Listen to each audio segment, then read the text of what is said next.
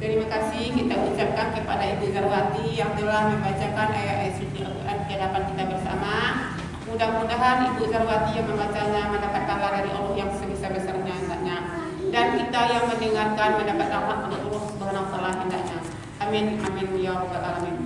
Nah, Ibu, kita masuk kepada acara inti, yaitu wirid pengajian. Kepada Bapak Ustaz kita persilakan dengan segala hormat.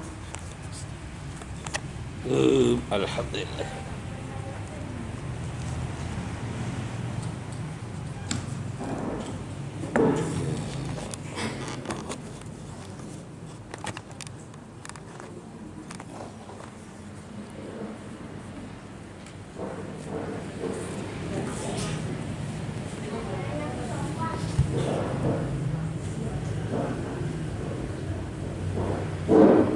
Assalamualaikum warahmatullahi wabarakatuh. Jelas, Bu? Jelas. Harus didekatkan sedikit ya. Sekali lagi, Assalamualaikum warahmatullahi wabarakatuh. Syukur alhamdulillah, kita persembahkan kehadirat Allah Subhanahu wa taala. Salawat dan salam kepada junjungan alam Nabi kita Muhammad sallallahu alaihi wasallam. Ini bisa diginikan ya? Jelas ya? Alhamdulillah. Nah, Bapak-ibu yang terhormat, Bapak lagi, ibu-ibu ya, ibu-ibu yang terhormat. Kata orang tak kenal maka tak cinta. Maka kaji kita pada sore hari ini mengenal Allah Subhanahu wa taala. Ibu-ibu cinta kepada Allah? Nah, kalau cinta kita kepada Allah harus kenal dengan Allah. Begitu juga cinta dengan guru, harus tahu nama guru. Nama ustadznya harus tahu. Tapi tidak ada yang tahu nama ustadz ya? Tahu. Ada yang tahu? Siapa nama saya? Malaikat Rakib. M Rakib, M itu malaikat. Malaikat Rakib. Mudah kan? Iya, Muhammad Rakib. Hebat ya? Nah, berarti udah tahu ya. Yang lain ya iya aja belum tahu. Rakib itu 5 huruf. R A K I B. Rajin, aktif, kreatif, insya Allah berhasil. Amin. Jadi kalau rajin, insya Allah berhasil. Panggilnya Pak Rakib saja. Ya. Baik. Ibu-ibu yang terhormat, mengenal Allah. Ada 3 cara mengenal Allah. Berapa? 3 cara. Pertama, kenal nama dulu. Kenal nama dulu. Orangnya belum tahu, belum nampak, rupanya juga tidak tahu. Namanya dulu. Begitu juga misalnya disebut orang ada harimau. Harimaunya belum kita lihat, cuma kita kenal namanya. Seperti apalah harimau itu. Tapi kita kenal namanya. Sudah kita kenal namanya, ibarat harimau tadi, baru kita tahu sifat-sifatnya. Harimau itu apa sifatnya? Ganas ya, galak. Nah, disebut harimau karena kita tahu sifatnya pemarah, taringnya panjang, kukunya panjang, lalu kita takut. Begitu disebut harimau, takut. Nah, kenapa? Karena kita kenal dengan sifat harimau. Nah, jadi kalau kita tahu sebut nama Allah, sebut nama Allah, kita tahu. Nah, kita tahu sifat Allah. Maka apabila disebut nama Allah, ada getaran di hati kita. Takut kita kepada Allah. Takut apa? Takut akan murkanya. Murkanya Allah kita takut. Yang kita harapkan kasih dan sayang serta ampunannya. Tapi lebih banyak orang takut disebut harimau singa dibandingkan disebut dengan Allah. Jadi cara kita mengenal Allah, pertama kita kenal namanya. Siapa yang memperkenalkan nama Allah kepada kita, Bu? Yang memperkenalkan nama Allah kepada kita adalah Allah sendiri. Allah sendiri, nama saya Allah katanya. Melalui siapa? Melalui Nabi Muhammad sallallahu alaihi wasallam. Tertulis di dalam Al-Quran. Surat Toha ayat 14. Qul innani anallah la ilaha illa ana fa'budni wa aqimus salata lidzikri. Perkenalkan, hai manusia seluruh dunia, namaku adalah Allah, kata Allah. Tidak ada Tuhan yang lain selain dari aku. Karena itu beribadahlah kalian kepadaku, dirikan sholat untuk mengabdi kepadaku, dan sembah hanya aku saja. Surat Toha ayat 14. Qul innani anallah la ilaha illa ana fa'budni wa aqimus salata lidzikri. Dirikanlah salat untuk mengabdi kepadaku. Jadi cara kita mengenal Allah, satu, kita kenal namanya. Yang kedua, kita mengenal Allah, kenal dengan sifatnya. Ibaratnya kita mengenal harimau tadi. Kenapa kita takut dengan harimau? Karena kita tahu sifatnya. Sifatnya pemarah, taringnya panjang, kukunya panjang, lompatannya jauh. Sedangkan kita, kuku kita pendek, kita tidak punya taring, lompatan kita pendek, kita akan kalah berhadapan dengan harimau. Maka disebut orang, hanya namanya saja dalam hutan, harimaunya tidak ada. Kita sebut harimau, kata orang, lari-lari orang semua. Kenapa? Karena kita tahu sifatnya. Nah, itulah contoh dangkalnya.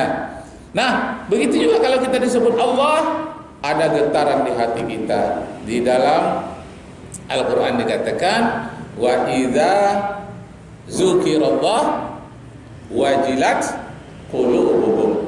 Apabila disebut nama Allah, ada getaran di hatinya. Wa idza tuliyat alaihim ayatuhu zadathum imanan. Apabila dibacakan ayat-ayat Allah, bertambahlah iman kita. Kenapa? Karena kita kenal dengan Allah Subhanahu wa taala. Nanti ibu-ibu bisa lihat, ibu-ibu yang mengaji tadi, ibu tadi wirid, bisa lihat di YouTube ya. Buka aja Rakib Jamari YouTube. Ini masuk semua ini rekaman. Setiap kali wirid, setiap saya ceramah, khutbah masuk semua. Apalagi ibu yang ngaji tadi ya, nampak saya besarkan tadi di Zoom. Baik, ibu-ibu yang terhormat.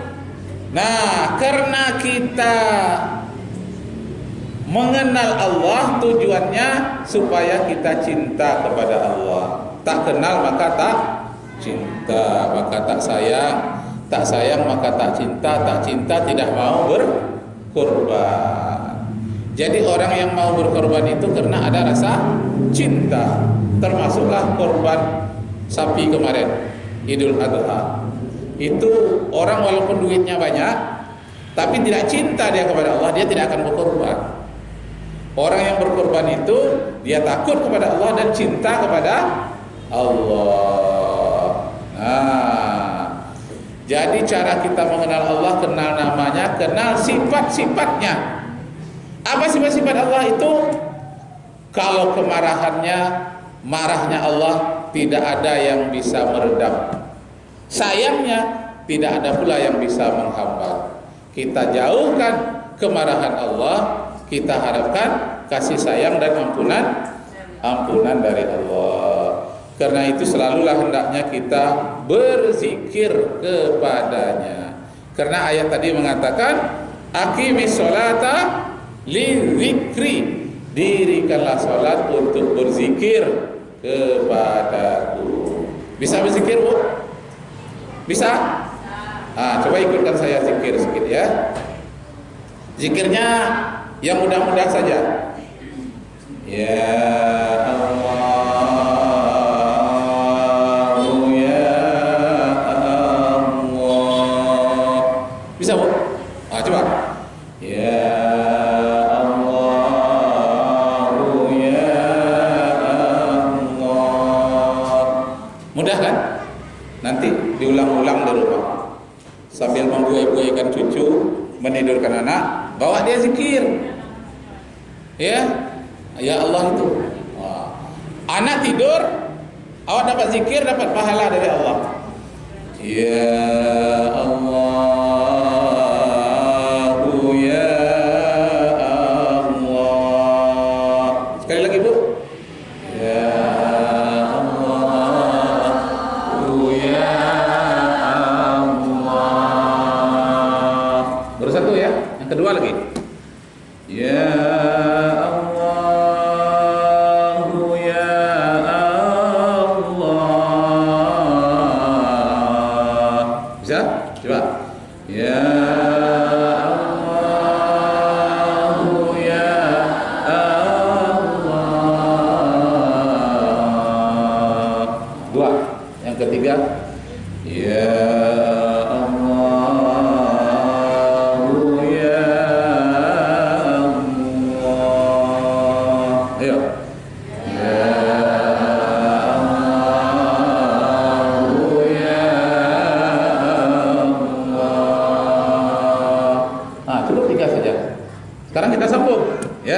sama-sama dengan saya. Ya, bismillahirrahmanirrahim. Ya Allah, ya Allah. Ya Allah, ya Allah.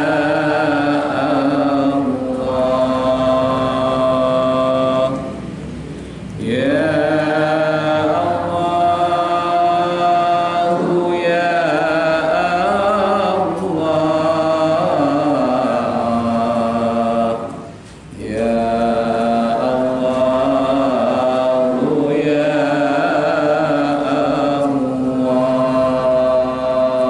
bisa? Siapa hafal dikasih hadiah. Udah ya? Sekali lagi supaya mantap. Nanti ulang-ulang minggu depan, minggu kapan saya masuk lagi, ibu-ibu tampil ke depan. Masuk TV. Nah, sekarang sama-sama. Ya Allah.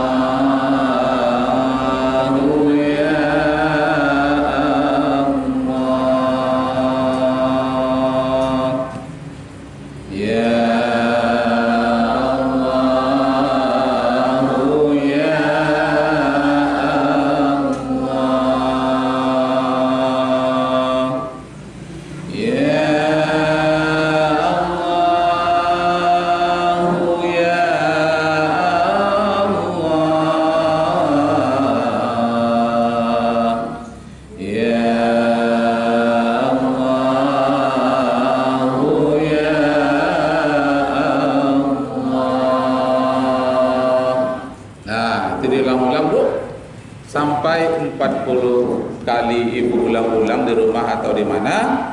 Itu kalau ada jin, setan yang ada di rumah kita mengganggu di mana-mana, dia pergi dan dia tidak akan berani mendekat kepada kita. Jadi tak perlu jampi-jampi lagi. Itu zikir menyebut memanggil nama Allah itu lebih kuat dibandingkan dengan jampi-jampi ya. Mantra-mantra itu lebih kuat. Nah, itu zikir yang pertama. Zikir yang kedua, Allah juga. Allahu Allah, Allahu Allah. Nah, mudah ya? Bisa kan? Nah, yang pertama ingat agak lambat-lambat. Yang kedua agak cepat. Dengar saya dulu. Allahu Allah, Allahu Allah. Satu, sekali lagi. Allahu Allah, Allahu Allah. ketiga. Allahu Allah, Allahu Allah,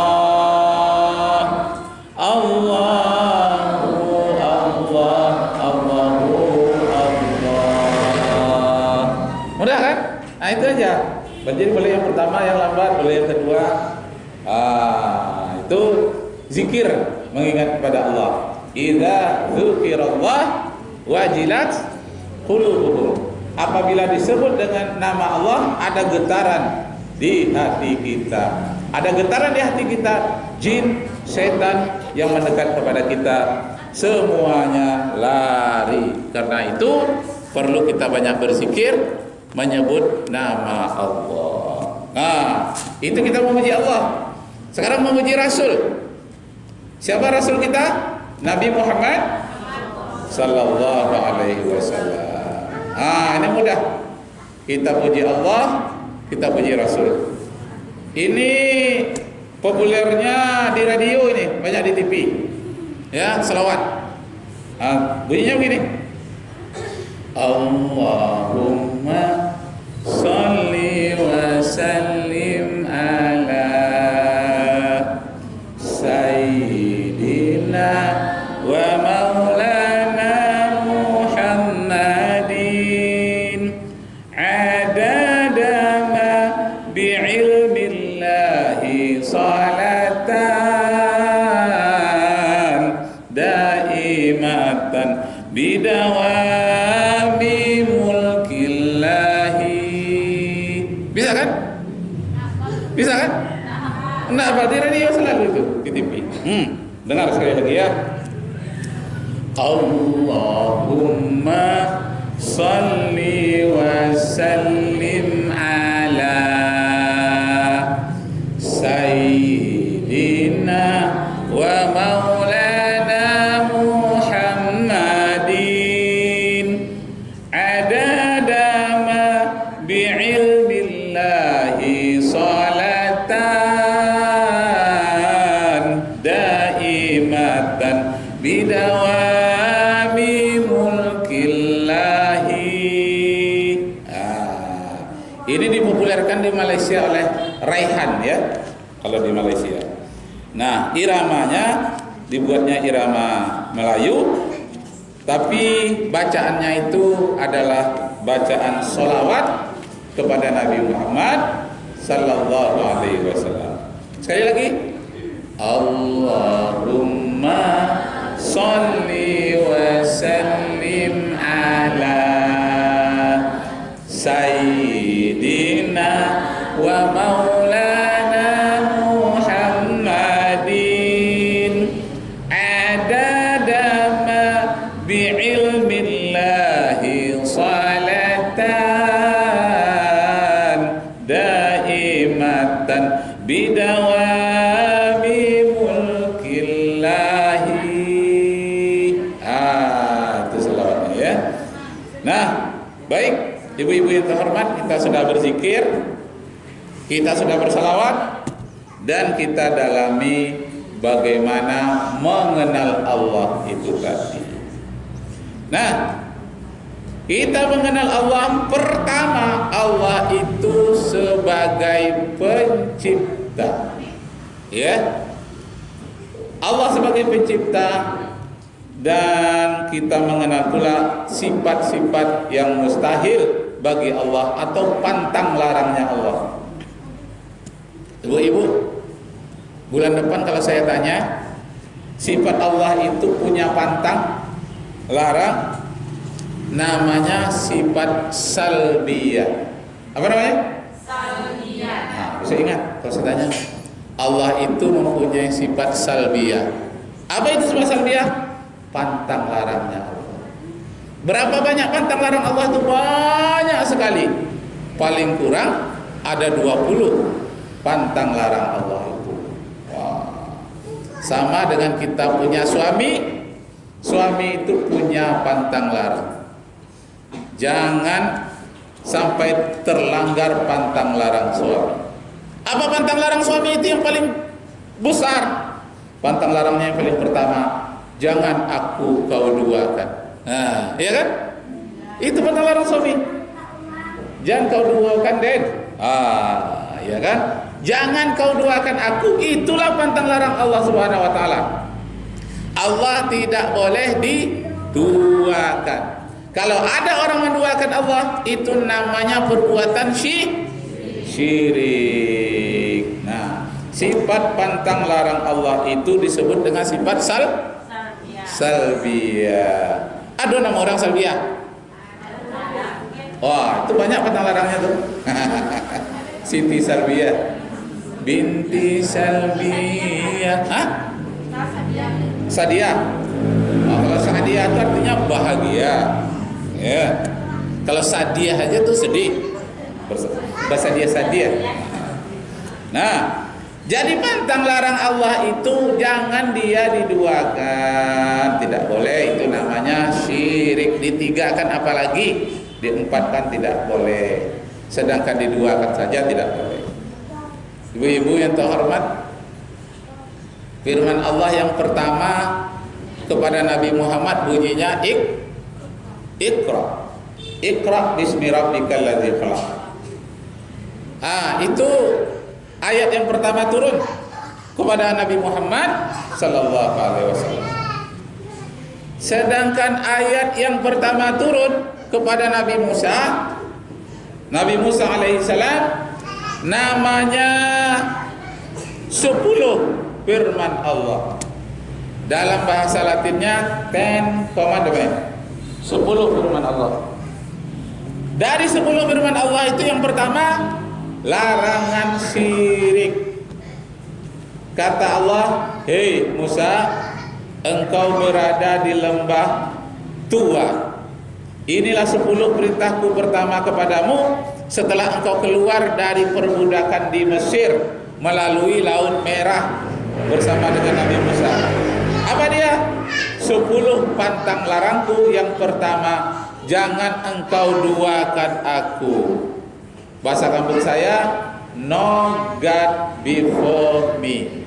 Jangan ada Tuhan yang lain selain dari aku, karena aku Tuhan yang cemburu.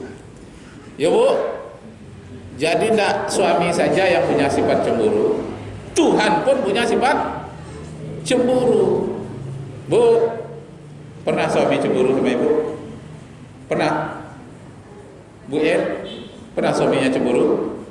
Selalu digonceng di Ustaz Rakib naik otot, kok cemburu lah ya? Enggak ya, orang baik tetangga. Nah, jadi ibu-ibu terhormat, Allah itu sifat cemburu. Tidak ada Tuhan lain selain dari aku, kata Allah. Yang kedua, katanya kepada Nabi Musa, don't make some idol. Jangan sekali-kali membuat patung. Jadi tidak boleh. Kalau orang dulu buat patung tuh hari raya, Bu. Dibuatnya kue. Ini patung Tuhan. Dimakannya Tuhannya. Kue dimakannya. Buat patung Tuhan, dimakannya Tuhan. Jadi ada orang meminum darah Tuhan. Anggur itu merah, itu katanya darah Tuhan.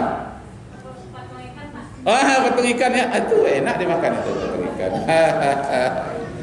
Cuma kalau kuenya ikan itu biasanya manis. Gambarnya gambar ikan. Kalau ikannya sendiri digulai ya. Nah, jadi jangan buat patung termasuk patung ikan. Kalau mau patung juga jangan sempurna, separuh saja. Jadi yang dikatakan patung itu yang ada bayang-bayangnya. Jadi kalau foto itu tidak apa-apa karena tidak ada bayang-bayangnya, artinya diraba tidak terasa. Tapi kalau hanya untuk buat kue atau mainan anak-anak boleh. Yang tidak boleh itu patung yang akan menjadi dihormati. Jadi boneka itu patung juga, tapi itu boleh mainan anak-anak. Patung kue tadi tidak apa, makanlah kuenya. Patung gajah, patung ikan ya, makan nggak apa-apa. Yang tidak boleh itu patung yang akan dihormati. Misalnya keramik dibuat bagus-bagus, patung gajah. Itu tidak boleh, dijual saja. Patung keramiknya diganti dengan ayat kursi atau hiasan-hiasan yang lain. Karena malaikat rahmat tidak akan masuk ke dalam rumah orang yang menyimpan patung yang akan dihormati. Baik, ibu-ibu yang terhormat, kembali kita kaji yang tadi. Sifat Allah yang pantang larangnya Allah itu apa nama sifatnya? Sifat salbiyah. Apa itu sifat salbiyah bagi Allah itu? Allah itu pantang diduakan dan Allah itu pantang dia tidur. Allah berpantang tidur. Jadi Allah itu berpantang mengantuk. Tidak pernah tidur, tidak pernah mengantuk, tidak pernah. Ya, ibu-ibu ada yang mengantuk? Ada? Nah, kalau ada yang mengantuk berarti bukan Tuhan.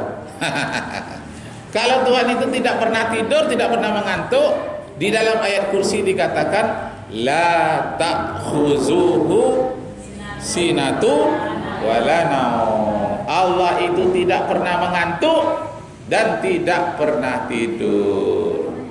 Jadi maksudnya Allah tidak pernah tidur itu, Allah itu senantiasa merekam kita lebih daripada rekaman ini. Tidak pernah dia tidur, rekam. Tapi ada juru rekamnya. Juru rekam yang baik-baik namanya malaikat rakib, senama dengan saya. Merekam yang jelek-jelek namanya malaikat atid. Jadi ma ladaihim illa raqibun atid. Tidak ada suatu pun perbuatan kita yang tidak direkam oleh malaikat rakib dan atid. Karena saya malaikat rakib, maka saya merekam yang baik-baik saja. Yang baik, yang lain yang jelek, yang lain yang merekam. Baik, ibu-ibu yang terhormat. Nah, pantang larang Allah itu tidak boleh membuat patung dan dia tidak akan menjelma, dia tidak pernah mengantuk dan tidak pernah tidur. Dan Allah itu tidak terikat kepada katupe, keadaan, waktu dan tampek. Jadi Allah itu tidak terpengaruh oleh keadaan. Oh, keadaan kini corona, lalu Allah tidak peduli dengan bumi, tidak bisa, tidak ada. Dia tidak terpengaruh dengan corona. Yang terpengaruh kita pakai apa? Masker ya. Tapi ibu-ibu ada satu yang pakai masker. Oh, ibu tidak dipasang ya. Sekarang corona tidak begitu ngamuk lagi seperti dulu. Lah agak kurang ngamuknya. Jadi Allah itu tidak terpengaruh oleh penyakit, tidak terpengaruh oleh keadaan. Ketupat keadaan, waktu dan tempat. Jadi ada yang mengatakan tempat Tuhan itu di langit. Itu salah itu. Allah itu tidak terpengaruh oleh tempat. Dia di atas tidak. Dia di bawah tidak. Di kiri, di kanan tidak. Di kiri tidak. Tidak di atas, tidak di bawah, tidak di kiri, tidak di kanan, tidak di depan dan tidak di belakang. Kenapa? Karena itu merupakan keadaan. Keadaan itu ada dua macam. Ada keadaan tempat, ada keadaan waktu. Ada isim zaman, ada isim makan. Ada nama tempat, ada nama waktu. Jadi Allah tidak terikat oleh waktu. Jadi kita mau beribu-ribu tahun tidak pengaruh bagi Allah. Kalau kita berpengaruh, kita terikat pada waktu. Waktu kita apa? Seluruh waktu kita dibatasi. Kalau kita lahir, diberi kesempatan oleh Allah beribadah di dunia ini, ada yang 60 tahun, ada 30, ada yang hanya 2 hari meninggal. Paling lama itu di Indonesia ini 90 tahun ada, 80 tahun ada satu-satu. Ya, ada yang di Jawa ada yang 120 tahun ya. Itu pun sudah tidak apalagi tidak normal lagi. Di dalam surat Yasin dikatakan wa man nu'ammirhu nunakishu fil khalqi. Siapa yang kami panjangkan umurnya, kami kembalikan dia seperti anak-anak. Giginya ada copot. Anak-anak kan tidak punya gigi kan waktu lahir. Giginya ada copot. Minumnya juga susu, makannya bubur. tidurnya mendengkur, ya kan? Giginya sudah gugur, tandanya dekat pintu kubur. Nah, tuh. Jadi dibatasi oleh waktu kita manusia. Tapi kalau Allah tidak dibatasi oleh waktu. Dan kemudian Allah itu tidak lemah, kuat senantiasa. Kalau kita sudah tua menjadi lemah. Nah, dari segi waktu juga kekuasaan Allah tidak dibatasi oleh waktu. Nama sifatnya adalah sifat qudrat. Allah itu maha kuasa. Kalau di Indonesia siapa yang sedang berkuasa sekarang? Jokowi Dodo. 5 tahun dia berkuasa, terpilih lagi tambah 5 tahun. Sudah itu tidak boleh berkuasa lagi, dibatasi oleh waktu. Jadi sekarang pun sedang digoyang Jokowi oleh orang, ya, oleh kasih gitu. Kami, ya, kami koalisi apa itu? Pokoknya dia ingin meluruskan sekarang ini dalam bidang pemerintahan, katanya, yang diketuai oleh Amin Rais. Nah, jadi presiden itu dibatasi oleh waktu 2 periode kekuasaannya. Tapi kalau Allah Subhanahu wa taala tidak dibatasi oleh waktu, kapan saja berkuasa terus-menerus. Nah, begitulah Allah Subhanahu wa taala. Kita kenal dia tidak dibatasi kekuasaannya oleh waktu. Karena itu, ibu-ibu yang terhormat, selalulah kita berzikir, berserah diri kepadanya. Apa yang kita perbuat itu semuanya dilihat oleh Allah Subhanahu wa taala. Dengan kita mengenal sifat-sifat Allah, kita menjadi cinta kepada Allah. Dari mana datangnya lintah? Dari sawah turun ke kali, dari kali turun ke tempat. Dari mana datang perintah? Dari Allah turun ke Nabi, dari Nabi turun ke umat. Nah, ini kitalah umat Nabi Muhammad sallallahu alaihi wasallam. Di dalam hadis dikatakan, tuba mayyarani, kata Rasulullah, sangat baiklah orang yang pernah melihat aku. Sahabat-sahabatku bertemu denganku, itu baik, kata Rasulullah. Summa tuba, jauh lebih baik. Summa tuba, sekali lagi jauh lebih baik. Sampai 3 kali. Summa tuba, lebih baik lagi. Man lam yarani wa amana bi. Lebih baik lagi orang yang tidak pernah bertemu dengan aku, tetapi dia mencintai aku. Nah, begitu kata Rasulullah. Kitalah umat Nabi Muhammad SAW di Indonesia, jauh dari tempat wafatnya Rasulullah, jauh dari sahabat Rasulullah, jauh zaman yang meninggalkan kita, tapi kita cinta kepada Nabi Muhammad SAW. Kita ini jauh lebih baik, kata Rasulullah SAW. Nah, jadi ibu-ibu yang terhormat, hendaklah kita banyak-banyak membaca sholawat, termasuk sholawat Badar. Salatullah salamullah ala taha rasulillah. Salatullah salamullah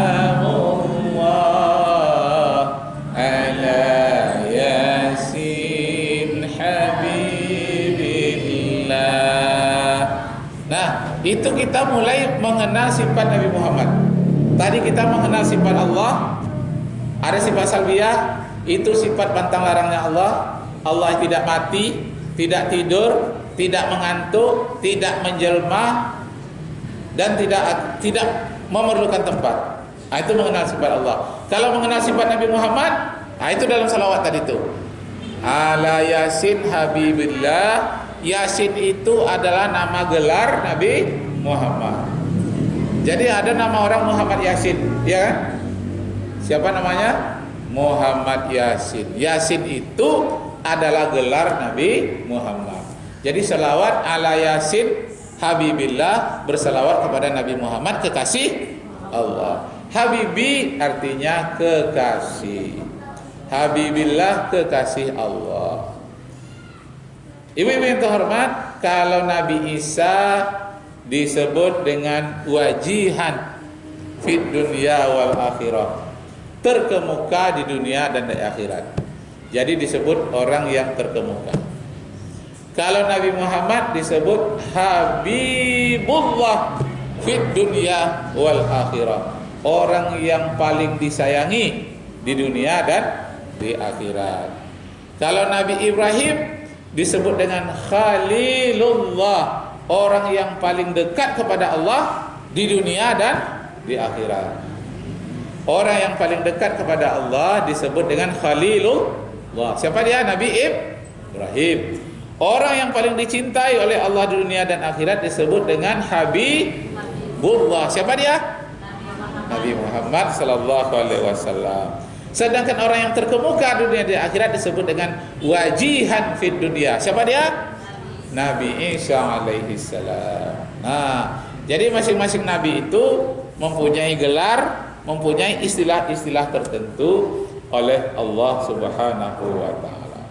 Nah, jadi ibu yang terhormat, di antara sifat pantang larang Allah itu yang paling terkesan di Eropa sekarang adalah sifat salbiyah tadi, adalah sifat pantang larang Allah itu adalah mati. Ya. Jadi Allah itu tidak pernah mati. Kalau Allah mati, akan hancurlah alam semesta. Karena Allah mengendalikan alam semesta. Begitu Allah mati, hancurlah habis alam semesta. Saya membaca berita dari Afrika, ada judulnya Gereja Tuhan Telah Mati. Iya. Di Afrika. Gereja Tuhan Mati. Awalnya berbisik-bisik orang dari wirid ibu-ibu ke wirid-wirid ibu-ibu, tidak disuruh dari rumah ke rumah. Berbisik-bisik apa? Tuhan itu pernah mati 3 hari. Berapa hari? 3 hari. Jangan bilang-bilang begitu. Nanti orang lain tahu. Bisik-bisiklah. Tuhan pernah mati 3 hari. Bisik-bisik ini akhirnya kedengaran kepada seluruh negara di Afrika. Akhirnya dibuatlah satu gereja. Gereja baru. Namanya Gereja Tuhan Mati. Nah, hari sudah akan kiamat karena Tuhan sudah mati. Katanya ajaran di Afrika. Maka pendetanya mengumpulkan orang-orang di Afrika itu pada suatu gereja itu, membakar diri bersama-sama, lebih kurang 300 orang, dan mati. Katanya begitu dia mati, jasadnya nanti akan dijemput oleh malaikat. Karena besoknya akan kiamat. Sebelum mati oleh kiamat, dia membakar dirinya sendiri, mati duluan, menyongsong hari kiamat. Itu namanya aliran sesat. Bagaimana menurut ajaran Islam? Itu jelas-jelas sesat. Karena persyaratan menjadi Tuhan itu harus tidak pernah mati. Lalu pertanyaan berikutnya, dari mana dia mendapat pengetahuan katanya Tuhan telah mati? Rupanya ada ajaran di dalam Injil. Katanya Nabi Isa itu penjelmaan Tuhan. Tuhan itu disalib, mati dia. Sudah itu hidup lagi setelah 3 hari. Nah, jadi inilah yang dibantah orang seluruh dunia di Eropa. Tuhan itu tidak pernah mati. Jangankan 3 hari, 3 detik aja, 1 detik, setengah detik pun tidak. Yang disebut hayyun, sifat Allah itu hidup. Wa huwa hayyul ladzi la yamut. Allah itu senantiasa hidup, tidak pernah mati. Nah, jadi ibu-ibu yang terhormat, banyaklah gereja sekarang ditinggalkan orang di Eropa karena mereka menganggap Tuhannya telah mati, tidak mampu mempertahankan diri, tidak mampu menjadi juru selamat. Bagaimana dia mau menyelamatkan orang sedang dirinya sendiri tidak selamat? Tergantung. Nah, anehnya lagi, tergantungnya itu tidak berpakaian. Oh, Masya Allah. Di Eropa, Bu, ditaruh dia di depan gerejanya itu tanpa pakaian. Di salibnya itu orang semua datang pakai jas, pakai baju rancak-rancak bagus. Dia Tuhannya malah tidak berpakaian. Akhirnya apa kata profesor yang botak-botak kepala itu, yang astronot sampai ke bulan?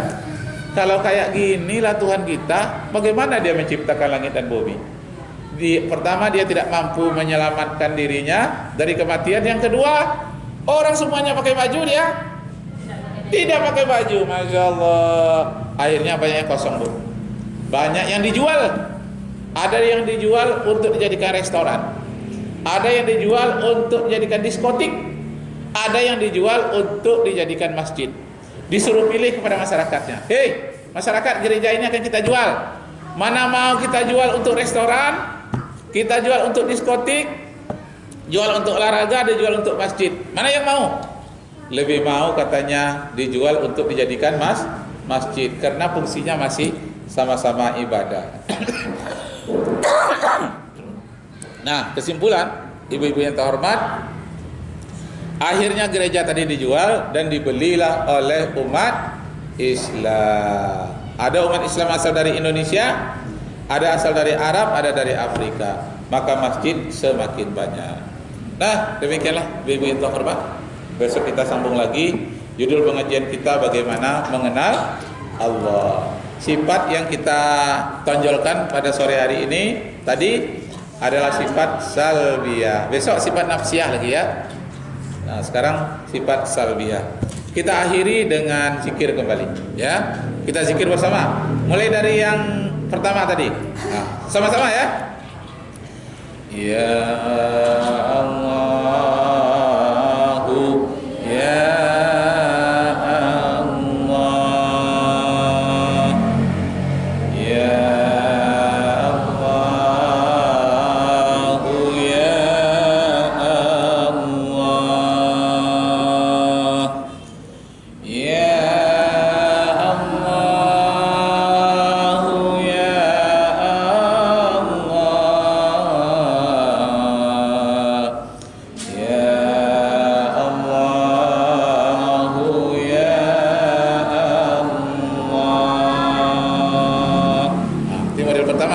Model yang kedua, Allahu Allah, Allahu Allah, Allahu Allah,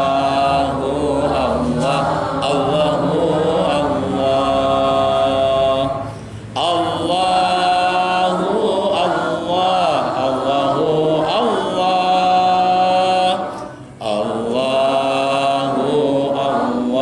Allahu selalu paling kurang kita mau tidur 40 kali kita ulang-ulang ya. Nah, karena dia ada 3 seiring 10 kali udah 40. Nah, ditambah lagi sedikit. Kemudian tutup dengan sholawat ya. Allahumma sholli wa sallim ala sayyidina wa maulana Muhammadin adada ma bi'ilmillahi salatan daimatan lidawami mulkillahi. Sekali lagi agak tinggi. Allahumma salli wa sallim ala sayyidina wa maulana Muhammadin adada ma bi'ilmillahi salatan daimatan bidawami mulkillahi. Demikianlah Bapak diminta hormat, semoga bertambah kasih sayang kita kepada Allah dan Rasul, dan mati kita pun hendaknya dalam memuji Allah dan Rasul. Wabillahi taufiq wal hidayah. Wassalamualaikum warahmatullahi wabarakatuh. Ya, silakan. Baik, doa dulu. Aduh,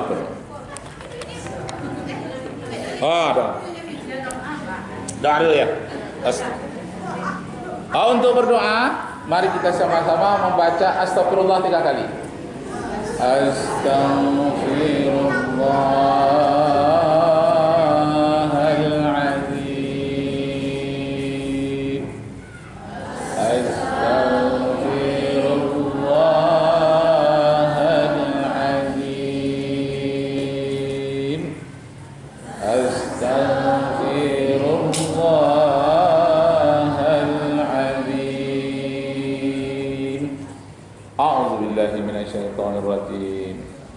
Bismillahirrahmanirrahim. Alhamdulillahirabbil alamin.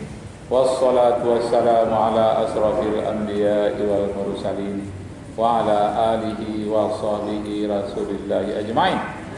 Ya Allah, ya Rabbana, pada sore hari ini kami mengenal Engkau, bahwa Engkau hidup tidak akan mati selama-lamanya. Engkau tidak pernah sakit, Engkau sehat selama-lamanya. Karena itu ya Allah, berikanlah kami kesehatan. Engkau yang menciptakan penyakit, tapi Engkau juga menciptakan obatnya. Karena itu ya Allah, senantiasa Engkau pelihara kesehatan bagi kami ya Allah. Engkau berikan peringatan kepada kami ya Allah. Jadikan hati kami senantiasa hidup berzikir kepadamu. Jadikan hati kami cinta kepada Rasul-Mu dengan berselawat kepadanya. Ya Allah, ya Rabbana, Engkau yang maha pengasih, maha penyayang, sayangilah kami semuanya. Berikan izin kepada kami untuk menampak surga-Mu, surga Jannatun Naim. Dan berilah kami kesempatan di dunia ini dalam keadaan sehat dan senang beribadah. Dan kalau Engkau akhiri hidup kami nanti, berilah kami husnul khatimah. Ya Allah, ya Rabbana, jadikanlah kami yang duduk di dalam musalla ini sebagai ibadah bagi kami. Jadikanlah kami yang duduk dalam musalla ini adalah sebagai orang-orang yang soleh dan solehah. Dan jadikanlah ini menjadi saksi di akhirat kelak, bahwa kami senantiasa menuju jalan-Mu yang lurus. Ihdinas siratal mustaqim. Jadikanlah kami yang duduk di dalam musalla ini ya Allah menjadi keluarga yang sakinah, keluarga yang berbahagia. Mana yang ada hutang terlepas dari hutangnya, mana yang sakit terlepas dari sakitnya, mana yang dalam keadaan gelisah supaya tenang dan tentram jiwanya. Rabbana atina fid dunya hasanah wa fil akhirati hasanah wa qina azabannar. Wa sallallahu ala sayyidina Muhammadin wa ala alihi wa sahbihi rasulillahi ajma'in walhamdulillahi rabbil alamin. Wassalamualaikum warahmatullahi wabarakatuh.